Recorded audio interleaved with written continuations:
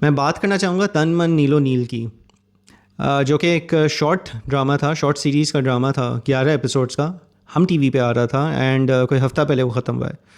ये ड्रामा मैं पहले थोड़ा बताता चलूँ। It's supposedly part of 3 mini series का सेट जो सुल्ताना सिद्दीकी ने खुद जिसमें क्रिएटिवली इन्वॉल्व होकर प्रोड्यूस किया है। पहला वाला ड्रामा था मनजोगी, दूसरा ड्रामा नादान था, एंड तीसरा ये तन मन नीलो नील है। जो मेन एक थीम थी इन तीनों ड्रामों में, that was to address mob violence.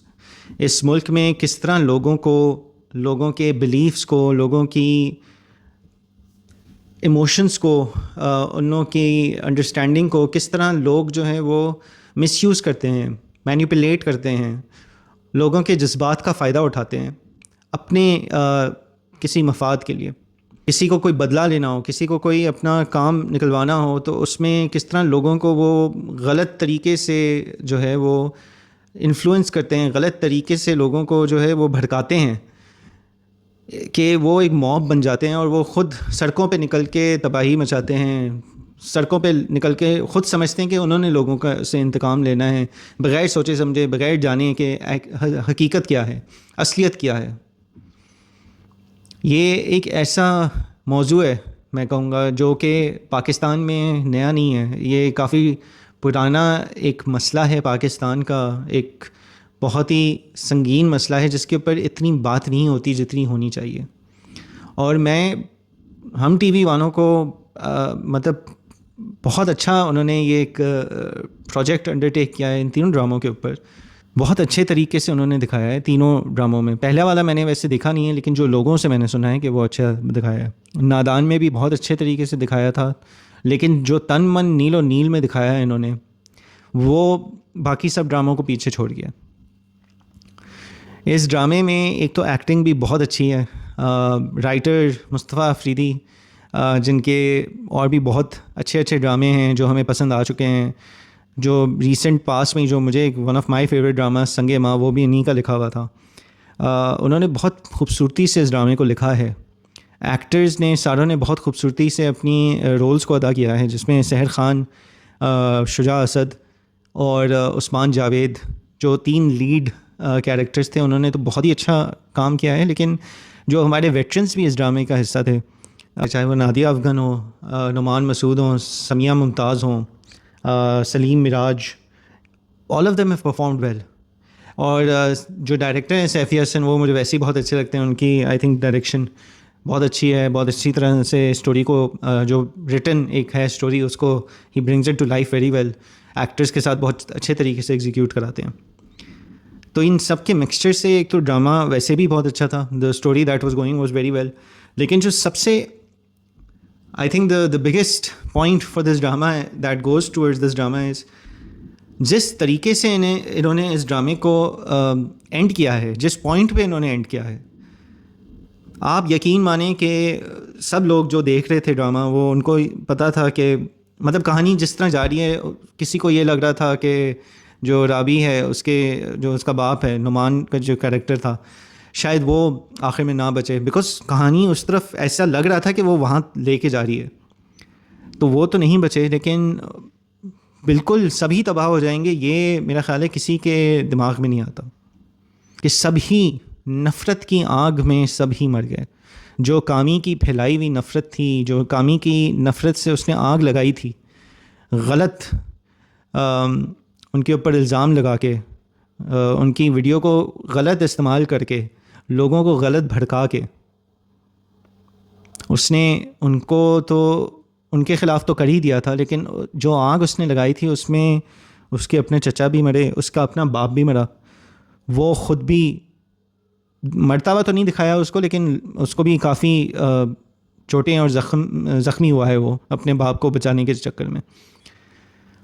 और मून, सोनू और राबी के कैरेक्टर्स को जिस तरह वो भागते हुए दिखाते हैं आखिर में, उस जो उनके चेहरे पे डर होता है, बहुत ही मतलब एक रोंगटे खड़े कर देने वाले सीन थे वो। और उसमें फिर हम टीवी ने जिस तरीके से पैरेलल में दिखाया है कि वो लोग अपनी जान बचाने के लिए भाग रहे हैं या फिर वो मॉब के हाथों पकड़े गए हैं, लोगों के हाथों पकड़े गए हैं और फिर लोग उनको मार रहे हैं, उसके पैरेलल में हम टीवी ने जो असली वाक़यात में जो लोग मर चुके हैं, जिन लोगों की ज़िंदगी तबाह हुई है, ज़िंदगी ख़त्म हुई है, उनके चेहरे, उनके नाम उन्होंने फ्लैश किए। चाहे वो मशाल ख़ान हो, चाहे वो प्रियंका कुमारा हो, चाहे वो दो भाई हों जिनको जला दिया गया, या चाहे वो फैसलाबाद की क्रिश्चियन कम्युनिटीज़ हों, चर्चेज़ हों जिनके ऊपर हमले किए गए, जिनकी चर्चेज़ वगैरह को आग लगाई गई, और चाहे इस तरह के और कितने अनगिनत वाक़े हो चुके हैं पाकिस्तान में, जिसमें लोग मरते हैं, जिसमें ख़ानदान उजड़ते हैं और जिसमें लोगों की रोज़ी रोटी ख़त्म होती है। और क्योंकि एक बंदा कोई आग लगाता है, गलत इल्ज़ाम लगाता है और लोगों को ये लगता है कि ये सब जो है वो उन लोगों के ऊपर है, लोगों को इख्तिताम तक पहुंचाना या उनका इंतकाम लेना, बग़ैर कुछ जाने पूछे, बग़ैर कुछ समझे, बग़ैर ये देखे कि असलियत ये है भी जो हमें दिखाई जा रही है या नहीं। पिछले साल ही एक और भी वाक़या हुआ था जो लाहौर के किसी एक मार्केट में एक ख़ातून ने एक पता नहीं उर्दू में लिखा हुआ था या अरबिक में कुछ प्रिंट होके लिखा हुआ था, सिर्फ लैंग्वेज में लिखा हुआ था वो, और लोगों को ऐसा लगा कि उसकी वजह से हमारा इस्लाम जो है वो इतना कमज़ोर है कि इस्लाम जो है वो ख़तरे में आ गया।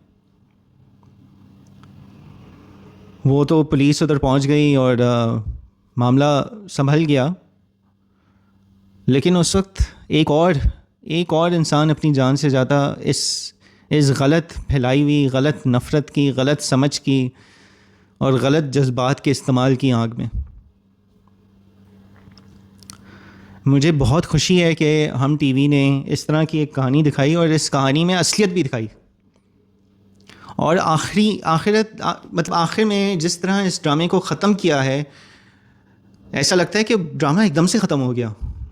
मतलब बस एकदम से कहानी जो है वो एक चल रही थी और एकदम से बस ख़त्म हो गई। लेकिन सोचा जाए तो ज़िंदगी में लोगों के साथ, जिन लोगों के साथ ये होते हैं वाक़यात, उनके साथ यही हुआ होता है। उनकी ज़िंदगी ऐसे ही ख़त्म होती है, उनके जो घर वाले हैं उन लोगों की ज़िंदगी भी ऐसी ही रुकती है। अच्छी ज़िंदगी चल रही होती है, जैसी भी ज़िंदगी चल रही होती है वो चल रही होती है, एकदम से वो ख़त्म हो जाती है। कुछ सोचने का टाइम नहीं मिलता, कुछ करने का टाइम नहीं मिलता। मुझे उम्मीद है कि ये इस तरह के ड्रामे और बनेंगे जिसमें एक माशरे की असलियत और माशरे की जो कमज़ोरियां हैं वो दिखाई जाएं, और जिन चीज़ों पे काम करना है वो दिखाया जाए। अगर आपने ये ड्रामा नहीं देखा तो मैं आपको बोलूँगा ये ज़रूर देखें। बहुत अच्छा ड्रामा है, बहुत अच्छे तरीके से ये बनाया गया है, एक्टिंग की गई है, और आखिर में मतलब जिस तरह इस ड्रामे को एंड किया है वो बहुत बहुत, फिर से मैं कहूँगा, रोंगटे खड़ा कर देने वाला मंज़र है। एंड कंग्रेचुलेशंस टू द हम टीम और पूरे ड्रामे की टीम को। बहुत अच्छा ड्रामा था और यकीन है आगे भी हम अच्छी कहानियाँ इस तरह देखेंगे।